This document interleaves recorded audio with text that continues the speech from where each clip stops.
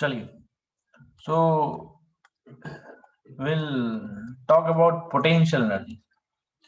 देखो, मैंने कोई किसी की ऐसी नहीं की है। Please mute yourself.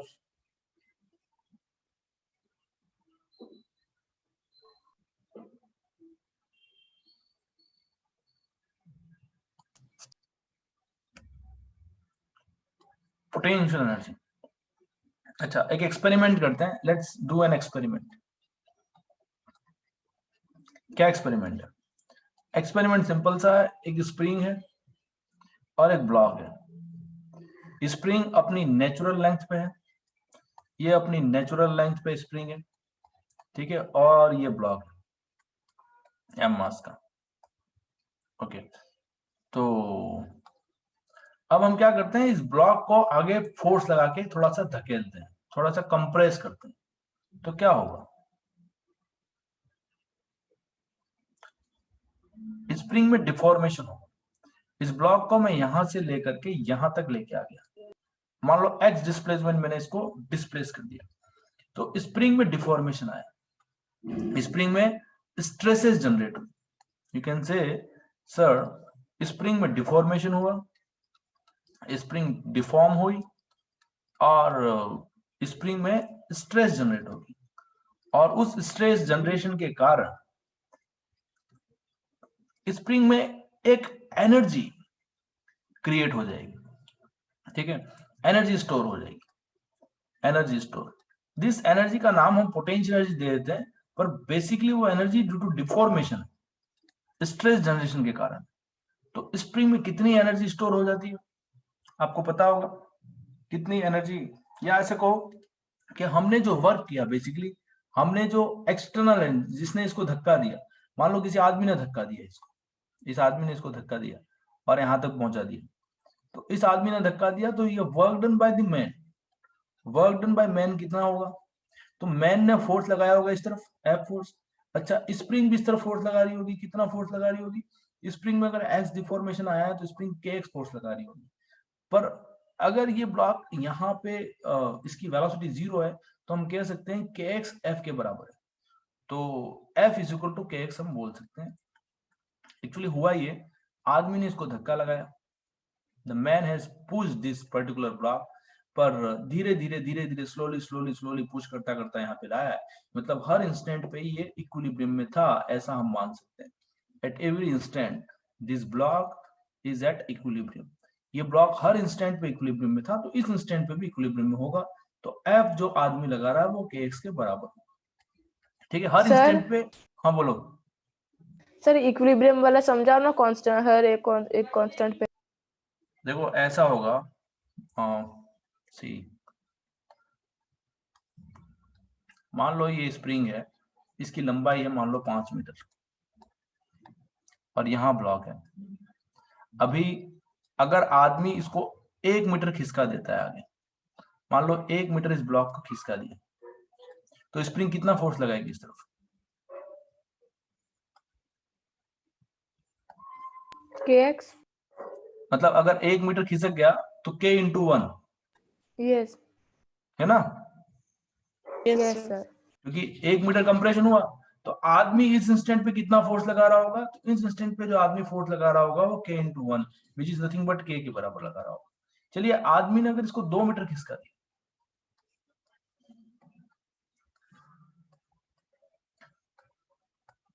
तो यहां पे फोर्स कितना लग रहा होगा? k into 2। तो इस वक्त जो आदमी फोर्स लगा रहा होगा वो किसके बराबर होगा?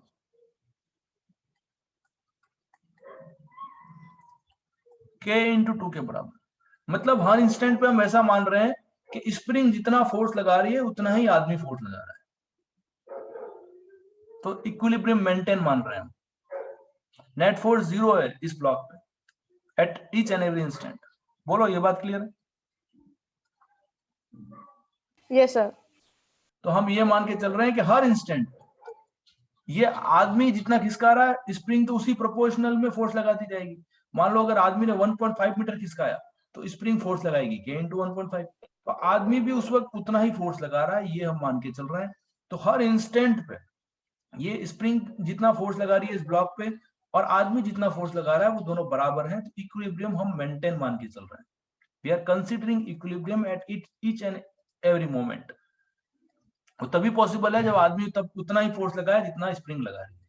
ठीक है, तो अब इसको हम उस सेंस में ले चलते हैं कि अगर मान लो ये स्प्रिंग थी इनिशियली और इसको एक्स डिस्प्लेस कर दिया, क्योंकि हम वेरिएबल में करना ज्यादा फिजिक्स में मतलब समझने के लिए, हालांकि आपको डाटा से समझने जल्दी आता है पर फिर भी एक्सप्रेशन जो जनरेट होंगे वो वेरिएबल से होंगे। तो यहाँ पे के एक्स इंटू फोर्स लगा और आदमी ने फोर्स लगाया, तो आदमी ने जो फोर्स लगाया वो के एक्स लगाया।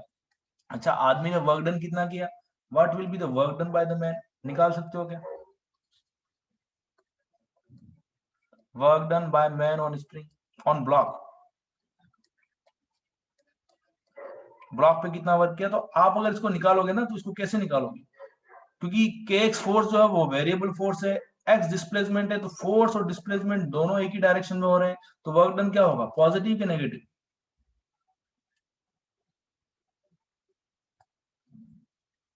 फोर्स भी इसी डायरेक्शन में लग रहा है आदमी का और डिस्प्लेसमेंट भी इसी डायरेक्शन में होगा, तो वर्क डन क्या होगा, पॉजिटिव होगा कि नेगेटिव होगा?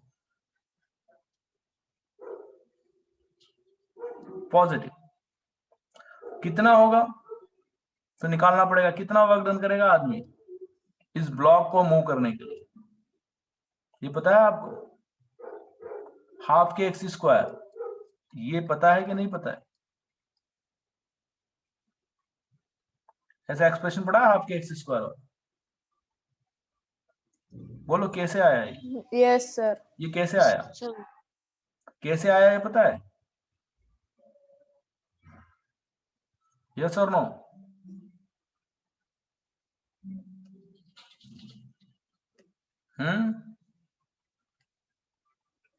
या तो यस बोलो या नो बोलो, दोनों में से एक की पॉसिबिलिटी है। No sir. No sir, okay good. तो देखो ये वर्क डन कैसे आया, ब्लॉक पे फोर्स लग रहा है के एक्स जो कि आदमी लगा रहा है, आदमी इसलिए के एक्स लगा रहा है क्योंकि हर मोमेंट पे इक्विलिब्रियम मान के चल रहा है, तो जितना स्प्रिंग लगाएगी उतना आदमी लगाएगा, ये मान लिया। हम आदमी का वर्क डन देख रहे हैं तो आदमी के एक्स लगा रहा है और एक्स डिस्प्लेसमेंट है।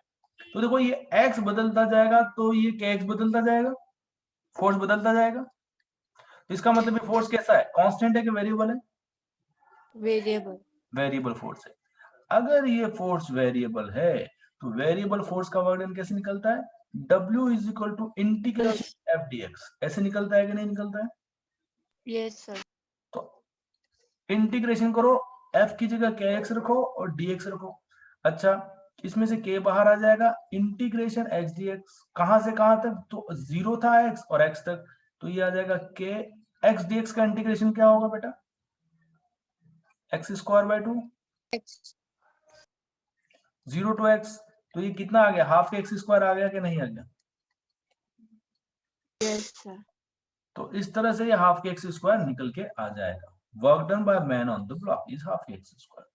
अच्छा, अब ये आदमी ने जो वर्क किया, जितना आदमी वर्क करेगा उतना ही डिफॉर्मेशन इस स्प्रिंग में आएगा। जितना मान लो इसको 0 से x तक आदमी ने खिसकाया, मान लो यहाँ x 0 था और x आदमी ने यहाँ पे खिसका दिया, x is equal to x is equal to 0 से लेकर के x तक। जैसे कि हम अगर यहाँ पे 1 मीटर तक खिसकाते या 2 मीटर तक खिसकाते, तो यहाँ x का वैल्यू 0 रख देते, यहाँ x का वैल्यू 2 रख देते, तो हाफ के एक्स स्क्वायर का वैल्यू क्या आ जाता, हाफ के इंटू 2 स्क्वायर, ये आ जाता, तो वैल्यू आता 4k by 2, that is 2k, है ना। तो 2k आदमी ने वर्क किया होता, 0 से 2 तक खिसकाने में आदमी का work done by man on block हो जाता 2k, 2 into K, where k is the spring constant. अच्छा, जितना आदमी वर्क करेगा उतना डिफॉर्मेशन आएगा, जितना ज्यादा वर्क करेगा उतना ही ज्यादा डिफॉर्मेशन आएगा, और जितना डिफॉर्मेशन आएगा उतनी ही एनर्जी स्टोर होगी, एनर्जी स्टोर होगी। अच्छा, इसका मतलब क्या हुआ कि आदमी ने जितना वर्क किया उतनी की उतनी एनर्जी इसमें स्टोर हो गई, किसमें, स्प्रिंग में। तो स्प्रिंग में कितनी एनर्जी स्टोर होगी, हाफ के एक्स स्क्वायर। हाँ, तो स्प्रिंग में जो एनर्जी स्टोर हुई, स्प्रिंग एनर्जी स्टोर, वो होगी हाफ के एक्स स्क्वायर। और इसी एनर्जी स्टोर को हम बोलेंगे potential energy of the spring. तो potential energy of the spring क्या है? देखो इसको मैं फिर से डिफाइन करता हूं। पोटेंशियल एनर्जी ऑफ स्प्रिंग ये है कि हमने आदमी ने वर्क किया, चलिए आदमी ने वर्क किया, ये बात समझ में आती है हमको। तो डेफिनेशन क्या लिखी जाती है? देखो पोटेंशियल एनर्जी की डेफिनेशन क्या लिखी जाती है, आपको मैं डेफिनेशन बाद में बता रहा हूं, पहले समझा दिया ताकि डेफिनेशन आपको थोड़ी थोड़ी क्लियर हो जाए, ये पूरी क्लियर हो जाए, ठीक है। तो डेफिनेशन क्या लिखी जाती है? डेफिनेशन ऐसी लिखी जाती है पोटेंशियल एनर्जी की। देखो पोटेंशियल एनर्जी समझना बहुत जरूरी है, क्योंकि 12th में भी काम आएगा, उसके बाद आपके ग्रेविटेशन चैप्टर में काम आता है। 12th में 3 चैप्टर हैं, 4 चैप्टर ऐसे जो पोटेंशियल एनर्जी पे वर्क करेंगे। इलेक्ट्रोस्टैटिक बहुत बड़ा चैप्टर है जो कि 1-2 महीने तक चलता है, तो उसमें पोटेंशियल एनर्जी आपको समझ में आनी चाहिए। तो यहीं से इसका कंसेप्ट क्लियर करके जाओ ताकि 12th में दिक्कत ना आए। तो ये ब्लॉक है, ये आदमी है, आदमी ने इसको धक्का लगाया, ठीक है, तो इसमें डिफॉर्मेशन आया स्प्रिंग में। बेसिकली स्प्रिंग फोर्स इस तरफ लगा रही थी kx और आदमी फोर्स इस तरफ लगा रहा था kx, क्योंकि दोनों फोर्स बराबर है। जितना आदमी लगा रहा उतना स्प्रिंग लगा रही, या ऐसे कह दो जितना स्प्रिंग लगा रही उतना आदमी लगा रहा है। तो पोटेंशियल एनर्जी क्या हुई? देखो पोटेंशियल एनर्जी की डेफिनेशन होती है work done by man, work done by the man, man बोल दो या कई बार एक्सटर्नल एजेंसी ऐसे बोलते हैं, work done by the external agency against spring force. ये अगेंस्ट क्यों? क्योंकि स्प्रिंग फोर्स इस तरफ लग रहा है और आप इस तरफ वर्क कर रहे हो, आप इस तरफ डिस्प्लेस कर रहे हो, तो आपने जो वर्क किया इसके अगेंस्ट, वो जो वर्क होगा उतना ही इसमें डिफॉर्मेशन आने वाला है। That will be what? That will be the deformation in the spring, that will be deformation. जितना आप इसके अगेंस्ट वर्क करोगे उतना ही डिफॉर्मेशन इन स्प्रिंग आएगा, and that will be the energy stored in the spring, energy stored in spring, and that is known as potential energy of spring, and that is nothing but half kx square। बोलो ये बातें clear है?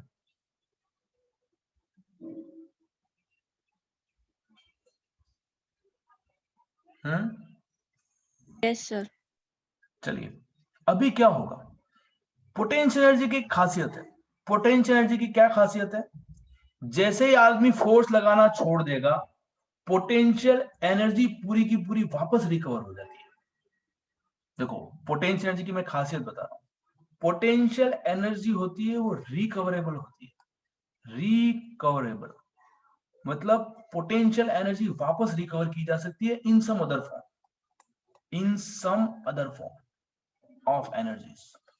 ये potential energy की, या ये जो energy store हुई है, इस एनर्जी स्टोर की ये खासियत है कि वो किसी अदर फॉर्म में वापस रिकवर की जा सकती है। तो क्या होगा? जैसे ही आदमी फोर्स लगाना छोड़ देगा, मान लो आदमी ने यहां से यहां तक धक्का लगाया, यहां से यहां तक धक्का लगा के यहां ले आया, अब आदमी चाहता है कि मैं इस धक्के को छोड़ दूं, तो ये वापस ब्लॉक इस तरफ जाएगा कि नहीं जाएगा? राइट हैंड साइड में जाएगा सर। तो किसके कारण जा रहा है? इसका मतलब स्प्रिंग में ऑलरेडी एनर्जी आ चुकी है, इसीलिए तो इसके पास इस तरफ वेलोसिटी आई, नहीं तो कहां से आती? That means what? आदमी ने जैसे ही छोड़ दिया, ये ब्लॉक इस तरफ मूव करने की टेंडेंसी रखेगा। इसका मतलब ये है कि इस सिस्टम के पास ऑलरेडी कुछ एनर्जी थी, जिस एनर्जी के कारण इस तरफ ही जा रहा है। अच्छा तो क्या हुआ? देखो ये जब ब्लॉक वापस अपनी नेचुरल लेंथ पे आ जाएगा तब क्या होगा? इसके पास देखो जैसे जैसे अब क्या होगा कि स्प्रिंग फोर्स तो इस तरफ लग ही रहा है, स्प्रिंग फोर्स इस तरफ लग रहा है ना, और स्प्रिंग में एनर्जी है, तो ये एनर्जी जब तक पूरी खत्म नहीं हो जाए, अच्छा पूरी खत्म कहां हो जाएगी ये एनर्जी? जब स्प्रिंग वापस अपनी नेचुरल लेंथ पे आ जाएगी। ये समझ में आ रहा है मैं क्या कह रहा हूं? मैं इसको रब कर देता हूं, एक ही एक में बहुत ज्यादा हो गया। What I am saying is that ये हमारे पास आदमी ने इसको फोर्स लगाया, the man is pushing it, और इसको यहां तक ले आया आदमी, एक्स डिस्टेंस पे लेके आ गया, है ना, एक्स डिस्टेंस पे लेके आ गया, और इसमें एनर्जी स्टोर कर दी, कितनी एनर्जी स्टोर कर दी, तो हाफ के एक्स स्क्वायर। अब आदमी इसको यहाँ पे छोड़ देता है अकेला, क्या अरे भाई तू अकेला, अब मैं तो जा रहा हूँ, तो जाएगा तो ये यहाँ पे इसके पास वेलोसिटी आएगी कि नहीं आएगी? यहाँ पे वेलोसिटी आएगी, ये वेलोसिटी आएगी, लेकिन वेलोसिटी की मैक्सिमम वैल्यू इस पॉइंट पे होगी जिस पॉइंट पे इसकी नेचुरल लेंथ है। मैं ये कहना चाहता हूँ, यहाँ पे वेलोसिटी मैक्सिमम होगी। क्यों मैक्सिमम होगी? क्योंकि अभी इसके पास एनर्जी है हाफ एक्स स्क्वायर। अब ये एनर्जी पूरी की पूरी रिकवर कब हो जाएगी? जब वापस अपनी नेचुरल लेंथ पे आ जाएगा। बोलो, ये बात क्लियर है क्या?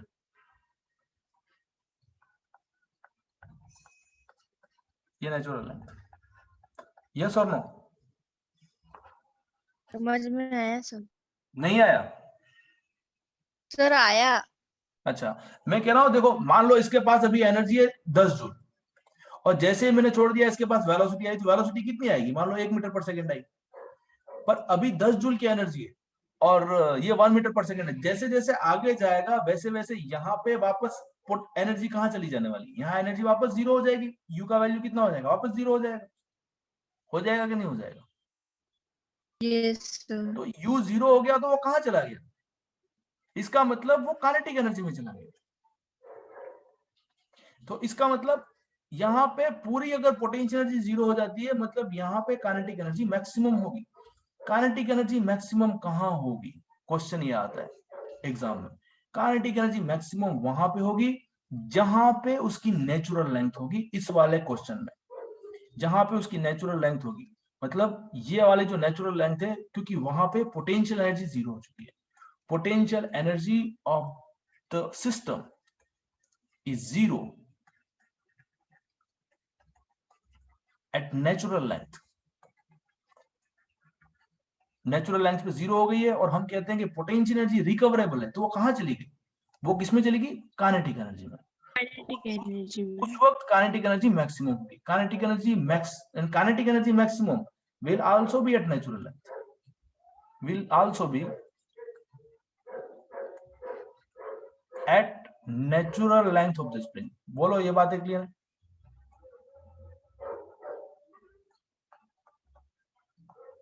अच्छा, अभी मैं यहाँ पे इसी सवाल में आपको फ्रिक्शन ऐड करके बताता हूँ। देखो, आपको समझ में आएगा कि क्या चल रहा है।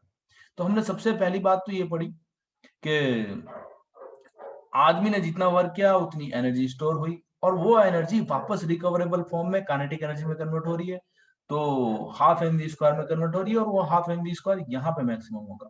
चलो, इसी एक्सपेरिमेंट को अभी हम करते हैं फ्रिक्शन ऐड करके। तो फ्रिक्शन ऐड करेंगे तो क्या होगा? सी, फ्रिक्शन क्या करता है सिचुएशंस में? फ्रिक्शन अगर आ गया तो फ्रिक्शन क्या करने वाला है उसको देख लो। आपको मेरे हिसाब से वर्क एनर्जी थ्योरम पता होगी। वर्क एनर्जी थ्योरम पता है सबको? Yes, sir. क्या है work energy theorem? Work done by all the forces is equal to change in kinetic energy, यही होता है। Change in. Yes sir. Kinetic energy final minus kinetic energy initial. चलिए, इसी सवाल में हम फ्रिक्शन ऐड करके देख लेते हैं।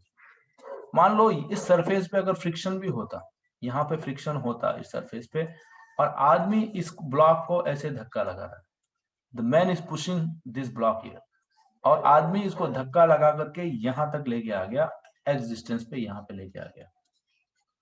ठीक है, अब आदमी ने जो वर्क किया, मान लो एक्स डिस्टेंस पे आदमी लेके आ गया धक्का लगाते लगाते। ठीक है, अब आदमी ने जो वर्क किया, तो यहाँ पे फोर्स कितना लगेगा? स्प्रिंग फोर्स के एक्स लगेगा। ठीक है, अच्छा, तो आदमी भी कितना फोर्स लगाएगा इस पे? के एक्स लगाएगा। चलिए, ये बात क्लियर है। अच्छा, लेकिन अब आदमी ने वर्क कितना किया? Work done by the man,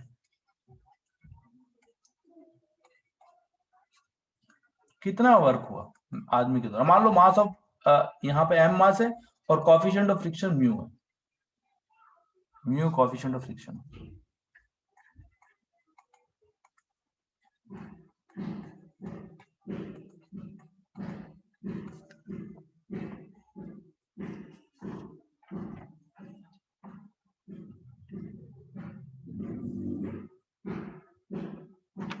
बोलो, अब आदमी ने फिर से कितना वर्क किया, हाफ के एक्स स्क्वायर किया कि उससे ज्यादा किया कि उससे कम किया? हाफ के एक्स स्क्वायर किया, हाफ के एक्स स्क्वायर से ज्यादा किया या हाफ के एक्स स्क्वायर से कम किया?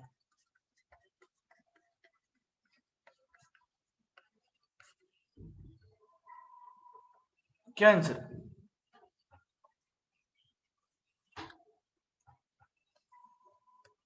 बोलो, आप लोग बोलोगे तो ही समझ।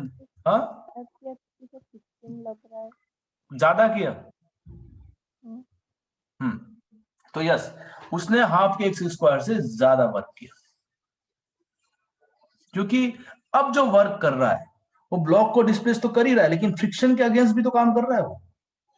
पहले किसके अगेंस्ट काम कर रहा था? पहले जो मैन था वो वर्क कर रहा था ओनली अगेंस्ट स्प्रिंग फोर्स। ये समझ में आ रहा है? Yes sir. अब आदमी जो वर्क कर रहा है वो against spring force as well as against the friction.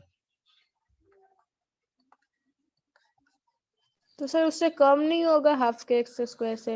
हाँ, वो वही बात करते हैं, against spring force as well as against friction. Against friction, दोनों के अगेंस्ट अब वर्क कर रहा है।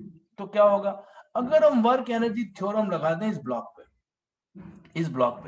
तो इस ब्लॉक पे कौन कौन से फोर्सेस लग रहे हैं, लेट्स सी। इस ब्लॉक पे कौन कौन से फोर्सेस लग रहे हैं, लेट्स सी। और वर्क एनर्जी थ्योरम लगा के देखो क्या होगा।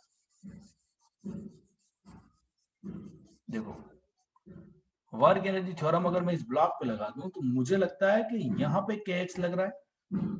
अच्छा, यहाँ पे आदमी फोर्स लगा रहा है, वॉट एवर भी था, मैन फोर्स लगा रहा है। अच्छा, और फ्रिक्शन किस तरफ लगेगा, क्योंकि इसका मोशन इस तरफ है, राइट में लगेगा फ्रिक्शन? Yes sir. तरफ लगेगा, राइट में कि लेफ्ट में? सर वो लेफ्ट में होगा मोशन। लेफ्ट में मोशन है तो फ्रिक्शन कहाँ लगेगा?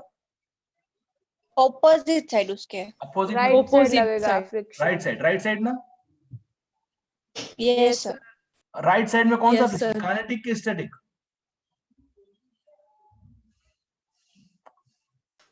सर पहले स्टैटिक लगेगा फिर काइनेटिक लगेगा। नो, स्टैटिक नहीं, अभी तो मोशन कर रहा है, ये चलता हुआ आ गया ना यहाँ पे, उस पे कौन सा फ्रिक्शन है? Kinetic friction. Kinetic. Kinetic friction का वैल्यू होगा म्यू एम जी। बोलो, ये बात क्लियर है क्या? Yes sir. म्यू एन होता है, लेकिन नॉर्मल जो होगा वो एम जी के बराबर होगा। नॉर्मल ऊपर, एम जी नीचे, तो नॉर्मल का वैल्यू मैं एम जी के बराबर रख दूंगा, तो ये हो जाएगा म्यू एम जी। बोलो, ये क्लियर है? और हम कहते हैं यस कि ये ब्लॉक जो है वो स्लोली स्लोली स्लोली स्लोली आ रहा है आगे। अगर मैं वर्क एनर्जी थ्योरम इस ब्लॉक पे लगा दूं, if I apply work energy theorem on this block, तो work done by F which is by man, ये मैन लगा रहा है, plus work done by spring force, plus work done by normal, plus work done by mg, plus work done by frictional force, that is kinetic friction force, is equal to change in kinetic energy. और मैं कहता हूं कि block हर समय equilibrium में, मतलब initial kinetic energy भी zero थी और फाइनल भी जीरो। बोलो, ये क्लियर है? स्लोली स्लोली आ रहा है ब्लॉक, स्लोली स्लोली आ रहा है। मतलब जब तक मैं आदमी अगर ये लगा रहा है तो धीरे धीरे आएगा, इसके पास इतनी कोई वेलोसिटी थोड़ी होगी कि ये तेज भाग जाएगा इस तरफ, तेज थोड़ी भागेगा ये। जब आदमी धकेलता हुआ ला रहा है तो तेज भागेगा क्या ये? आदमी को जोर लगाना पड़ रहा है। तो ये स्लोली स्लोली आ रहा है, स्लोली स्लोली आ रहा है, मतलब आप कह सकते हो कि हर मोमेंट पे इसकी वेलोसिटी जीरो है, क्योंकि हर मोमेंट पे ये इक्विलिब्रियम पे है, ऐसा हम मान के चल रहे हैं। तो इन सभी फोर्सेस का वर्क डन कितना होगा, चेंज इन काइनेटिक एनर्जी, तो इनिशियल भी जीरो और फाइनल भी जीरो। ये जीरो जीरो क्यों आया, समझ में आया? सर, क्योंकि वो ब्लॉक इक्विलिब्रियम में चल रहा हाँ, है। क्योंकि ब्लॉक को धक्का लगा लगा के आगे लगाना पड़ रहा है, क्योंकि स्प्रिंग इस तरफ फोर्स लगा रही है, फ्रिक्शन भी इस तरफ लगा रहा है, तो तेज तो भाग नहीं सकता इस तरफ। बोलो, भाग सकता है क्या तेज? No sir. तो इसको धीरे धीरे धीरे धीरे लाना पड़ रहा है, तो हर मोमेंट पे उसकी वेलोसिटी को इक्विलिब्रियम में मान करके जीरो ही मान सकते हैं। तो फाइनल काइनेटिक एनर्जी हर इंस्टेंट पे वेलोसिटी जीरो है। यहाँ पे होगा तब भी वेलोसिटी जीरो मान के चलेंगे, हालांकि आगे बढ़ रहा है पर धीरे धीरे आगे बढ़ रहा है, तो वेलोसिटी की इतनी ज्यादा वैल्यू नहीं है। तो हम काइनेटिक एनर्जी को फाइनल भी जीरो कर सकते हैं और इनिशियल भी जीरो कर सकते हैं। तो ये सबका वर्क डन बराबर किसके बराबर हो गया? जीरो के बराबर। जीरो। है ना, सबका वर्क डन 0 के बराबर हो गया। अभी देखो सबका वर्क डन 0 के बराबर हो गया, तो अभी हम इक्वेशन निकाल के लाते हैं, क्या इक्वेशन। अच्छा मुझे बताओ नॉर्मल का वर्क डन क्या होगा। देखो मोशन इस तरफ हो रहा है, 0 मोशन इस तरफ हो रहा है और नॉर्मल उसके परपेंडिकुलर है, तो नॉर्मल का वर्क डन क्या हो गया, 90 डिग्री एंगल है तो डिस्प्लेसमेंट के परपेंडिकुलर 0। mg का वर्क डन क्या होगा 0, ओ 0। क्योंकि mg भी डिस्प्लेसमेंट के परपेंडिकुलर लग रहा है। बोलो बात क्लियर है? Yes sir. है ना, तो ये दोनों तो हो गए 0। अच्छा स्प्रिंग फोर्स का वर्क क्या होगा, स्प्रिंग फोर्स इस तरफ kx लग रहा है और डिस्प्लेसमेंट इस तरफ हो रहा है, तो स्प्रिंग फोर्स का वर्क डन पॉजिटिव होगा कि नेगेटिव होगा? नेगेटिव। नेगेटिव होगा। कितना होगा, -हाफ के एक्स स्क्वायर, क्योंकि इसका भी तो ऐसे ही निकालोगे, इंटीग्रेशन से ही तो निकालोगे, एफ डॉट dx करके। समझ में आ रहा है? Yes sir. ये आएगा f का वैल्यू kx dx और cos 180। cos 180 क्यों आया, क्योंकि फोर्स इस तरफ लग रहा है और डिस्प्लेसमेंट इस तरफ आ रहा है, तो cos 180 का माइनस आ जाएगा और बाकी k और ये हाफ के एक्स स्क्वायर हो जाएगा। बोलो क्लियर है क्या? Yes sir. तो स्प्रिंग फोर्स का -हाफ के एक्स स्क्वायर। फ्रिक्शनल फोर्स का वर्क डन क्या होगा?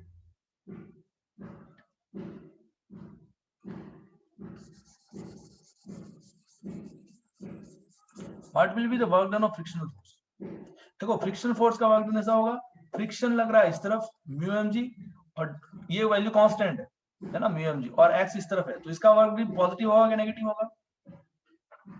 नेगेटिव। कितना होगा? माइनस में। Minus μmgx। बोलो क्लियर है? Force Yes, sir. Multiply by distance, और माइनस क्या है क्योंकि नेगेटिव होगा, 180 का एंगल बन रहा है और कांस्टेंट है, तो इसलिए इंटीग्रेशन करने की जरूरत नहीं है क्योंकि फ्रिक्शन कांस्टेंट फोर्स है। चलिए तो हमने सबका वर्क डन निकाल लिया। अभी एक्सटर्नल एजेंसी का वर्क नहीं निकलेगा तो कोई बात नहीं, इस इक्वेशन में पुट कर दो, निकल जाएगा। तो लेट्स पुट देम हियर। तो मैं यहाँ पुट करके देखता हूँ क्या आता है। तो हमारे पास work done by external agency, work done by external agency, that is work done by the man by the force F। Friction spring force का वैल्यू है -हाफ के एक्स स्क्वायर, नॉर्मल का वैल्यू 0 है, mg का 0 है और kinetic friction का value है -μmgx, -μmgx is equal to 0। तो यहां से वर्क डन बाय मैन कितना आ गया, वर्क डन बाय मैन कितना आएगा, what is the work done by man? Half के एक्स स्क्वायर प्लस μmg। तो ये हाफ के एक्स स्क्वायर से ज्यादा आया कि कम आया? ज्यादा। हाफ के एक्स स्क्वायर प्लस μmgx, यही तो आएगा। ठीक है, हाफ के एक्स अच्छा तो पहली सिचुएशन में और इस सिचुएशन में क्या डिफरेंस है? पहली सिचुएशन में जब फ्रिक्शन नहीं था, जब फ्रिक्शन नहीं था तो आदमी कितना काम कर रहा था, आदमी जो काम कर रहा था वो खाली हाफ के एक्स स्क्वायर कर रहा था। अभी फ्रिक्शन है तो आदमी कितना काम कर रहा है, हाफ के एक्स स्क्वायर प्लस μmgx के बराबर कर रहा है। बोलो क्लियर है? अच्छा पहली सिचुएशन और दूसरी सिचुएशन में एक और डिफरेंस है। डिफरेंस क्या है कि पहले आदमी ने जितना काम किया, मान लो आदमी ने 10 जूल काम किया, आदमी का वर्क है मान लो 10 जूल, तो 10 और 10 जूल किस में चला गया, स्प्रिंग में स्टोर हो गया, स्प्रिंग में स्टोर हो गया। लेकिन आदमी अब जितना काम कर रहा है वो पूरा के पूरा स्प्रिंग में स्टोर नहीं हो रहा है, अभी कुछ किस में चला गया, फ्रिक्शन को अपोज करने में, फ्रिक्शन में अपोज करने में चला गया, और कुछ किस में चला गया, स्प्रिंग में स्टोर हो गया। बोलो क्लियर है?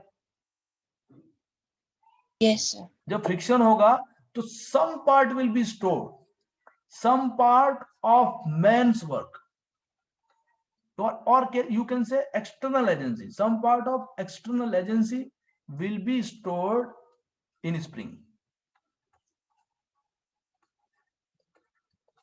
स्प्रिंग में पूरा नहीं हुआ, और some part to oppose the friction, मतलब कुछ पार्ट फ्रिक्शन काइनेटिक फ्रिक्शन खा गया, मतलब ये जो खा गया है ना ये कभी वापस नहीं आने वाला, ये चला गया। ये कैसे चला गया, हीट में चला गया, या आपको ब्लॉक की रगड़ने की आवाज आएगी, साउंड में चला गया। देखो आप ब्लॉक को धक्का मारोगे, फ्रिक्शन है तो इस सरफेस के साथ एक रगड़ने की आवाज आती है। जब भी आप ब्लॉक को धकेलते हो ग्र ग्र ऐसे जो भी आवाज आती है ना, आप अगर अलमीरा को धकेलते हो तो आवाज आती है नहीं आती, साउंड आती है नहीं आती है?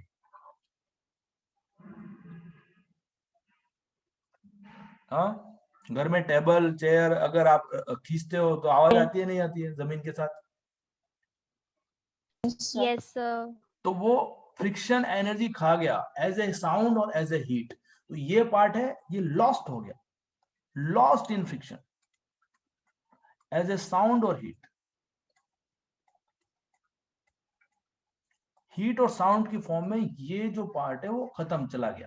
अभी इतना ही एनर्जी स्टोर हुआ। मान लो आदमी ने 20 जूल वर्क किया तो उसमें से 12 जूल स्टोर हुआ और 8 जूल चला गया, ऐसे समझो। और यहाँ पे क्या हुआ था, अगर 10 जूल किया था तो 10 और 10 जूल किसमें चला गया था, स्टोर हो चुका था। इज इट क्लियर और नॉट?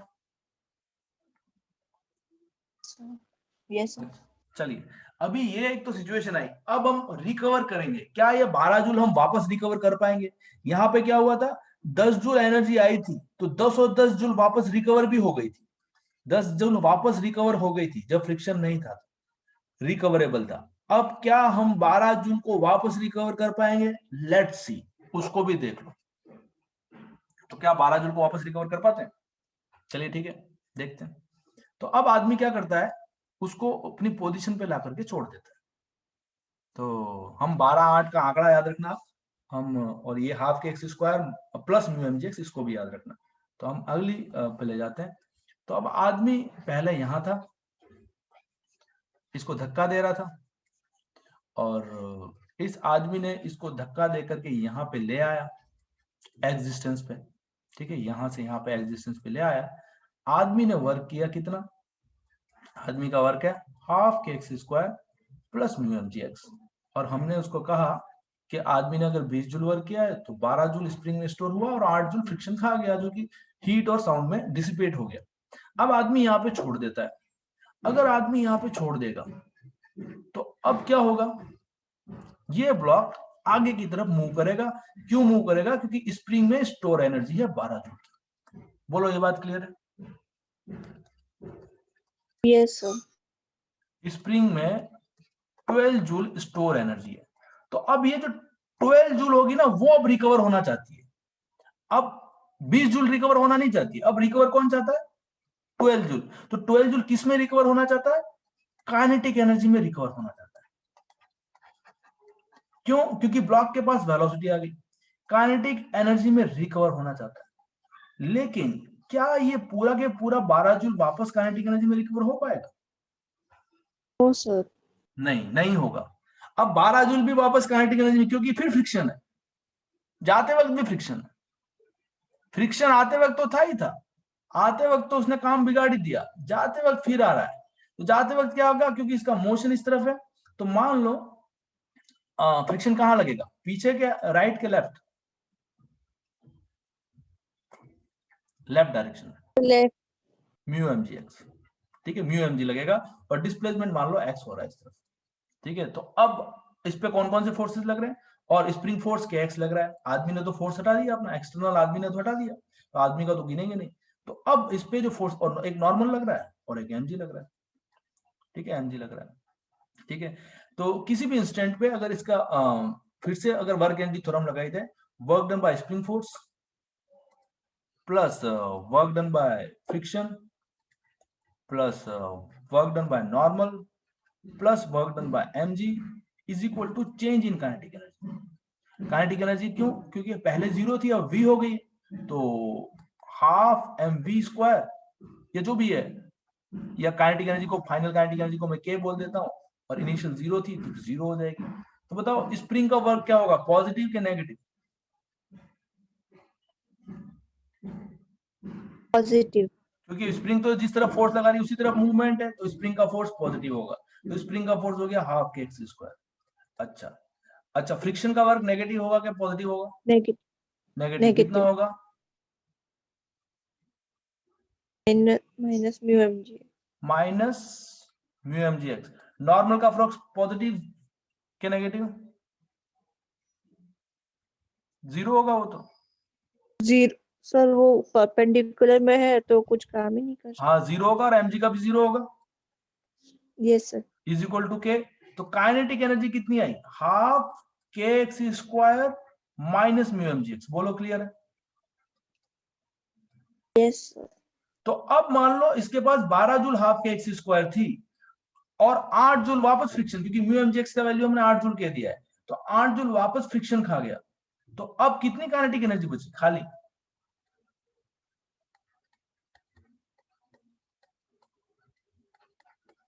चार जूल। समझ में आया? Yes sir. हुआ क्या, विदाउट फ्रिक्शन, देखो विदाउट फ्रिक्शन आदमी ने जितना काम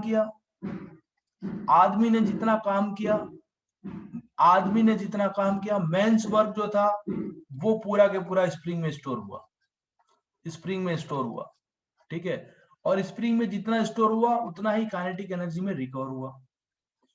लेकिन विथ फ्रिक्शन क्या हुआ, आदमी ने जितना काम किया वो स्टोर भी नहीं हुआ और जितना स्टोर हुआ वो रिकवर भी नहीं हुआ।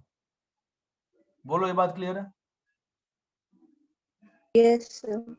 मेंस वर्क जो था वो पूरा के पूरा स्प्रिंग में स्टोर नहीं हुआ, पूरा कंप्लीट स्प्रिंग स्टोर नहीं हुआ, और जितना स्टोर हुआ उतना कंप्लीट रिकवर भी नहीं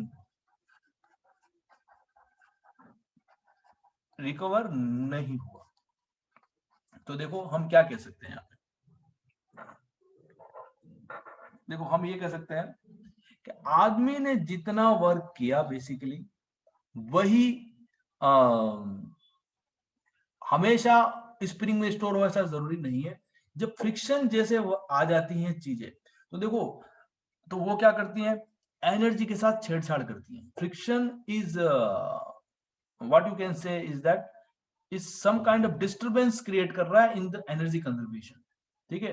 तो ये जो फ्रिक्शन है बेसिकली इसको बोलते हैं नॉन कंजर्वेटिव फोर्स, क्योंकि ये एनर्जी को कांस्टेंट नहीं रहने दे रहा। और जब जब एनर्जी कांस्टेंट रहेगी, जैसे स्प्रिंग फोर्स में एनर्जी कांस्टेंट रहेगी, तो इसको बोलेंगे कंजर्वेटिव फोर्स, ठीक है। तो यहां से कंजर्वेटिव का और नॉन कंजर्वेटिव का एक डेफिनेशन निकल के आती है कि कंजर्वेटिव फोर्स किसको बोलेंगे और नॉन कंजर्वेटिव फोर्स किसको बोलेंगे। कंजर्वेटिव फोर्स वो फोर्स होगा जिसकी प्रेजेंस में एनर्जी रिमेन्स कांस्टेंट, उसको बोलेंगे कंजर्वेटिव फोर्स। और नॉन कंजर्वेटिव फोर्स क्या होगा, जिसकी प्रेजेंस में एनर्जी कांस्टेंट नहीं रहती, एनर्जी जब जब एक फॉर्म से दूसरे फॉर्म में कन्वर्ट हो रही है तो एनर्जी में कुछ लॉस होगा या एनर्जी में गेन भी होगा। देखो ऐसे भी फोर्सेज होते हैं जब एनर्जी में गेन हो, फ्रिक्शन लॉस कर रहा है तो इसको नॉन कंजर्वेटिव बोलेंगे। कुछ फोर्सेज ऐसे होंगे जो एनर्जी में गेन भी कराएंगे, तो आपको कहोगे सर ऐसे कौन से फोर्सेज होंगे जो एनर्जी में गेन कराएंगे। होंगे ऐसे फोर्सेज, जैसे देखो यहां तक क्लियर है क्या? Yes sir. चलिए, तो कुछ फोर्सेज होंगे, जैसे कई बार क्या होता है कि मान लो कोई सैटेलाइट है ना, some kind of satellite is there, और उसमें हमने उसको सैटेलाइट को मूव कराना है, तो हम क्या करते हैं, सैटेलाइट से एक रॉकेट छोड़ देते हैं। तो रॉकेट का जो फ्यूल होता है, जो ईंधन होता है, वो सैटेलाइट को पीछे की तरफ धक्का लगाता है, तो सैटेलाइट मूव करने लग जाती है, सैटेलाइट इस तरफ मूव करने लगेगी। तो अभी सैटेलाइट की मान लो काइनेटिक एनर्जी 0 है ना, वहीं पे अपने ऑर्बिट में ही घूम रही है।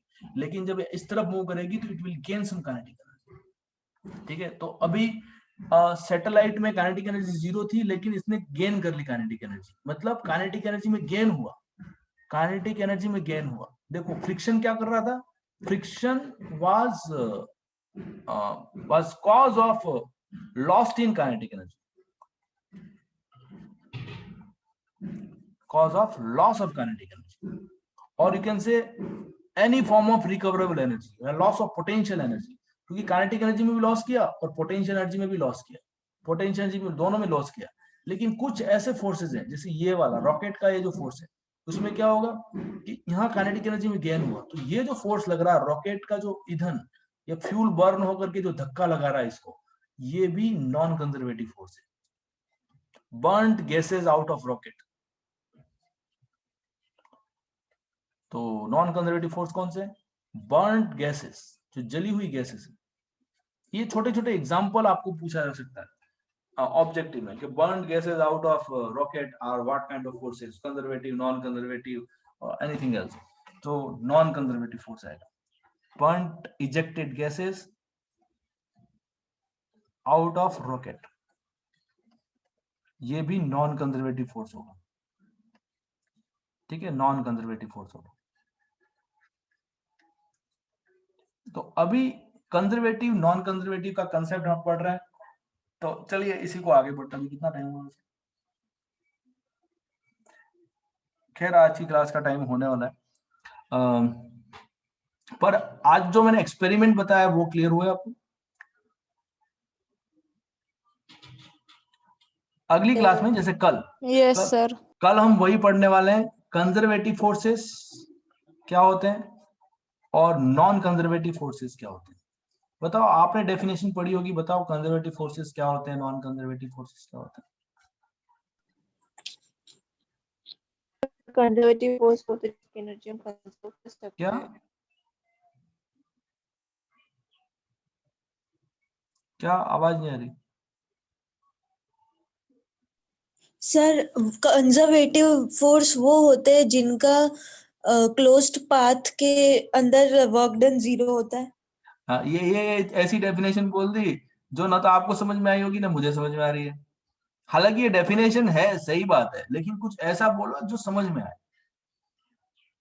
इतना टेक्निकल नहीं बोलना हमको। तो ऐसे जैसे 2 किलो आलू लेने जाए तो ऐसा ऐसा नहीं बोलेंगे कि please give me some scalar quantity which has only magnitude and this and that, and तो वो समझ में नहीं आएगा। हमको कह रहा है भाई 2 किलो आलू दे दो। ऐसे फिर से बोलो Rimmi. Sir sir closed path के अंदर जिसमें फिर से वर्क वही डन 0 टेक्निकल होता है। डेफिनेशन बोल ली। वो 3 इडियट वाली टेक्निकल डेफिनेशन नहीं चाहिए हमको। हमको वो आमिर खान वाली डेफिनेशन चाहिए, सिंपल गर्र वाली। मोटर कैसे चलती है? ड्र ऐसे चलती है। चलिए, कंजर्वेटिव फोर्सेस जैसे नाम होता है कि इसमें कंजर्व रहता है, something has to be conserve. क्या कंजर्व रहता है? तो मैकेनिकल एनर्जी इसमें कंजर्व रहती है। अगर फोर्स लग भी रहा है तो मैकेनिकल एनर्जी जो रहेगी, मैकेनिकल एनर्जी कंजर्व रहेगी कंजर्वेटिव फोर्सेस में, that's it.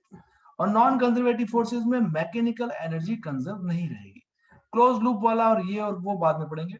Mechanical energy non conserve मतलब नॉट कंजर्व। फॉर एग्जाम्पल, क्या मतलब है मैकेनिकल एनर्जी का कंजर्व रहना और नॉट कंजर्व का? देखो, मैकेनिकल एनर्जी, मान लो मेरे पास काइनेटिक एनर्जी है, अभी किसी ब्लॉक के पास काइनेटिक एनर्जी है 8 जूल और पोटेंशियल एनर्जी है 4 जूल। ठीक है, कुछ है क्यों? ये सिस्टम है, मान लो मेरे पास सिस्टम है, स्प्रिंग में कुछ कंप्रेशन है, तो मान लो स्प्रिंग में 4 जूल का एनर्जी है और इसके पास अभी कुछ वेलोसिटी भी है, तो इसके पास 8 जूल की एनर्जी है। ठीक है, और मान लो कोई और फोर्स इस पे लग जाता है, लेकिन वो कंजर्वेटिव फोर्स लगता है। जैसे यहाँ पे 2 फोर्सेस हैं, नॉर्मल है और एमजी है, तो ये दोनों फोर्सेस ऐसे हैं जो एनर्जी को खाएंगे नहीं, ये क्योंकि वर्क डन ही 0 करेंगे तो खाएंगे कहाँ से बेचारे? क्योंकि खुद के पास। हाँ बोलो। तो मतलब कि कंजर्वेटिव में वर्क डन कंप्लीटली रिकवरेबल है लेकिन नॉन कंजर्वेटिव में नहीं है। हाँ, बस ये ऐसा भी बोल सकते हो। तो ये क्या होगा, काइनेटिक एनर्जी थोड़ी देर के बाद या तो पोटेंशियल एनर्जी थोड़ी देर के बाद कम हो जाएगी। तो थोड़ी देर के बाद देखो, थोड़ी देर के बाद अगर ब्लॉक आगे बढ़ जाएगा तो पोटेंशियल एनर्जी कम होगी कि ज्यादा होगी?